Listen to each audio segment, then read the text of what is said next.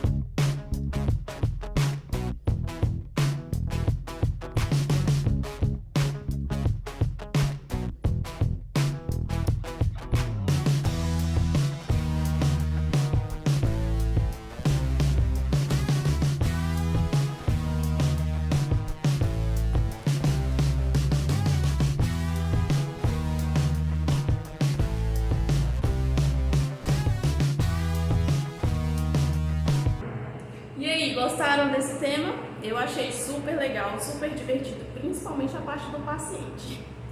Então vocês podem usar a criatividade de vocês e colocar mais coisas. Pode fazer uma cartelinha de remédio, pode fazer uma seringa, pode colocar luva, máscara. É só usar a criatividade para deixar ainda mais completo e mais divertido.